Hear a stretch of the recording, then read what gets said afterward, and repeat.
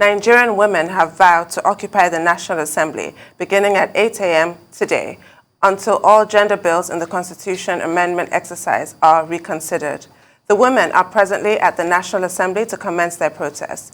We're now joined by Arise correspondent Georgina Ndukwe for more on this developing story. Good morning, Georgina. Good morning. Can you give us an update on what's happening out there? The Nigerian women occupying the National Assembly. Who are those Nigerian women? Just individuals or members of particular organizations or a bit of both? Great Nigerian women. All right, so we have about 230 pro-women groups, civil society groups seated here or gathered here at the front of the National Assembly, demanding that the lawmakers revisit the gender bills that were rejected during plenary or during the consideration of the Constitution review yesterday. We have members of the civil society groups, like I mentioned earlier. We have pro-women groups here, and they are saying they are not going to leave the front of the National Assembly until the President of the Senate comes to address them and let them understand why the gender bills were rejected on the floor of the Senate and the House of Representatives yesterday. Well, is it possible for you to talk to any of the leaders of the protest?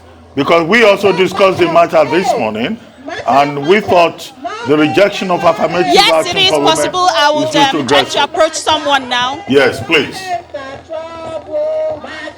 Well, we have someone here who has been very vocal when it comes to the issues of women. She is Chioma, That looks like Chioma. Yes. She will give us an update, break down what exactly the women are asking for. Good morning, Chioma. Sorry, just give us your full names first of all. My name is Chioma Agwebo. I'm the Executive Director at Tech ING. All right, so what are the women demanding for? We're saying that we're tired of negotiating our identity as Nigerians. We're saying we want to be full citizens of Nigeria. We're saying that we want to be able to confer citizenship on the men that we marry who are not Nigerian. We're saying that we're not only asking for affirmative action, right? So for women to have the opportunity for executive positions within political parties. We're saying that we don't want 10% of appointed positions. We're saying that we're 50% of the population and that you cannot lead us without us. Right? Ultimately, we're saying that in 2022, we're tired of negotiating our identity as full citizens of Nigeria. That's what we're saying today. So beyond this now, what will be the next step? We have decided not to leave the front of the National Assembly. What if the Senate President or any official, principal officer of the National Assembly do not, agree to come speak with the group? I think that, first of all, it will be absolutely shameful for them to not come out to speak to the people that they represent, and we're hoping that they do not do that. However, the same way we have people here, we also have people who are engaging, through back channels. We're also going to be engaging the government in every way possible, whether it's through civil society, whether it's through citizens, whether it's through international organizations, whether it's through development partners, because the truth is, it's actually quite shameful, right? I'm not sure if people recognize how shameful it is that in 2021, all we're saying is we want to be full citizens, right? We have the worst representation of women in politics, in leadership positions, and that's not what it should be. Why are women good for their votes, but they're not good for leadership positions? Why are we good for votes? Why are we good for crowds, but we're not good to say what it is that we want as citizens of Nigeria?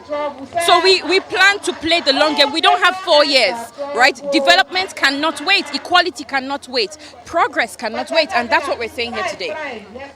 Thank you very much. All right. You heard it from her. She's saying that they are determined to play the long game and keep insisting until the demands of Nigerian women are considered and they included in the Constitution and passed into law and assented to by the President. Georgina, if you can hear me, I'd like to ask, is anybody, any member, or representative or the spokesperson of the National Assembly come out to speak to them?